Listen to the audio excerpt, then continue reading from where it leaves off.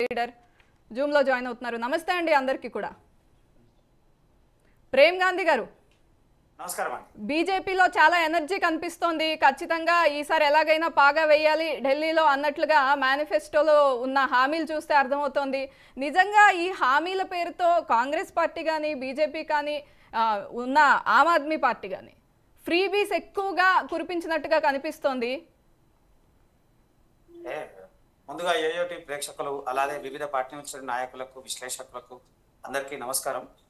Bharatiya Janata party మొదటి నుంచి కూడా దేశవ్యాప్తంగా ఉండేటువంటి అంశాలని చూసేటువంటి ప్రయత్నం చేస్తుంది. ప్రాంతాల వారీగా ఉండేటువంటి అంశాన్ని చాలా అరుదుగా చూసేటువంటి అవకాశం కనబడతా ఉంది. కేంద్రం ఢిల్లీ కేంద్రంగా పనిచేస్తున్నాం కాబట్టి ఇప్పుడు స్థానికంగా అక్కడ ఉన్నటువంటి ఎన్నికలు, అక్కడ ఉన్నటువంటి వాతావరణం, అక్కడ ఉన్నటువంటి ప్రజల్ని ఉద్దేశించి ప్రజలకి ఏది మేలు జరుగుతున్నటువంటి ఆలోచనతో తీసుకున్నటువంటి కొన్ని నిర్ణయాలే తప్ప దేశవ్యాప్తంగా జరిగేటువంటి మార్పునే ముందుగా స్వాగతిస్తుంది భారతీయ జనతా పార్టీ. దాంట్లో ఏమాత్రం సందేహం లేదు. ఉదాహరణకు చూడండి, 33% రిజర్వేషన్, స్థానిక ఎన్నికల్లో రిజర్వేషన్ అన్నాము, రేపు ఎమ్మెల్యే కానీ ఎంపీ ఎన్నికల్లో కానీ 33% మహిళలకు రిజర్వేషన్ అన్నాం. మహిళా అభివృద్ధి కోసం ఏం పాటుపడాలో పాటుపడడం, తర్వాత విద్యార్థుల అంశాల్లో కూడా కీలకమైనటువంటి సవరణలు చేసుకుంటూ వచ్చినాం. రేపు జరగబోయేటువంటి బడ్జెట్ లో, గతంలో కూడా బడ్జెట్ లో విద్యార్థులకు ఇచ్చినటువంటి ఆదరణ మనం అందరం కూడా చూస్తా ఉన్నాం. ఇప్పుడు కూడా ఢిల్లీ కేంద్రంగా జరిగేటువంటి ఎన్నికల్లో ఇక్కడ చాలా సందర్భాల్లో ఆమ్ ఆద్మీ పార్టీ అవినీతి రహితమైనటువంటి పార్టీ అని మాట్లాడారు. కానీ వాళ్ళ మీద అవినీతి ఆరోపణలు, వారు చేసినటువంటి విషయాలు వారి పార్టీకి సంబంధించినటువంటి వ్యక్తులే వెళ్ళగక్కడము, ఒకరి మీద ఒకరికి ఇచ్చేసేటువంటి పరిస్థితులు మనం కళ్ళారా చూసినాము.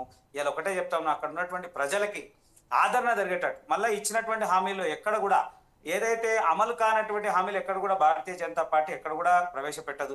పూర్తి అమలు అయ్యేటువంటి బిలో పావర్టీ లెవెల్ నుంచి ఎక్కడైతే ఢిల్లీ కేంద్రంగా ఉన్నటువంటి ఎన్నికల్లో చూస్తున్నటువంటి పూర్తి ఈ ముసాయిదాలో ఎక్కువ శాతం అక్కడ ఉన్నటువంటి మధ్యతరగతి పేదవాడికి ఉపయోగపడేటువంటి అంశాలే తప్ప ఎక్కడ కూడా పార్టీ లభ్యం కోసం లేదా పార్టీ వ్యక్తిగత ఇది కోసం చేసినటువంటి దాఖలాలు లేవు. మనం చూసుకుందాం, వాళ్ళు ఉచిత మహిళా ప్రవేశం బస్సు ప్రవేశం వాళ్ళకు ఉచితంగా ఇస్తా అంటే ఇడ కూడా చెప్పినాం, విద్యార్థులకు ఉచితంగా బస్సు ప్రయాణం ఉండాలని, విద్యార్థులకు వెసులుబాటు ఉండాలని, విద్యార్థి అవకాశాల్లో చాలా అంశాల పొందుపరచండి. అలాగే మహిళల విషయంలో కూడా మహిళలకు కూడా వాళ్ళ ఆర్థిక వెసులుబాటు ఉండాలనేటువంటి లక్ష్యంగానే భారతీయ జనతా పార్టీ ముందడుగేసింది. దాంట్లోనూ ముందున్నది. ఖచ్చితంగా ఢిల్లీ ప్రజలు భారతీయ జనతా పార్టీ యొక్క విధి విధానాన్ని గతంలో కూడా చూశారు, ఇప్పుడు కూడా ఆదరిస్తారు. కేంద్రంలో ఉన్నాము, ఆ రాష్ట్రంలో కూడా బలంగా మేమే ఉంటున్నాం అని చెప్పి ఏమాత్రం సందేహం లేదు. ఎందుకంటే మీరు గతంలో పోల్చుకుంటూ చూస్తే ఇలా ప్రతి అంశంలో కూడా భారతీయ జనతా పార్టీ ఢిల్లీ వైపు చాలా వైపు చూస్తా ఉంది. చాలా మంది నాయకులు, అనేక పార్టీ నుంచి కూడా నాయకులు ఇందులో రావడం, పూర్తిగా భారతీయ జనతా పార్టీ యొక్క విధి విధానాలకు లోబడి పనిచేస్తున్నటువంటి దాఖలాలు ఉన్నాయి. ఇప్పుడు పెట్టినటువంటి మీరు సంక్షేమ పథకాలు ఏవైతే ఉన్నాయో ఇవన్నీ కూడా గత ప్రభుత్వము లేదా వేరే పార్టీలు ఇచ్చిన ఫ్రీ బీస్ కి దీనికి చాలా డిఫరెన్స్ వస్తున్నాయి.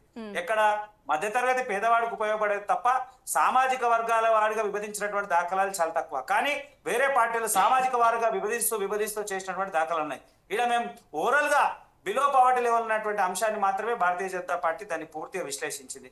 మేమైతే సంపూర్ణమైనటువంటి విశ్వాసం ఉంది, భారతీయ జనతా పార్టీ కాడ ఘన విజయం ఉంటుంది. మేము అనుకున్నటువంటి విజయం ఆడ ఏమాత్రం సందేహం, తప్పకుండా అక్కడ విజయాన్ని తీసుకుంటాం అక్కడ. రైట్ రాము.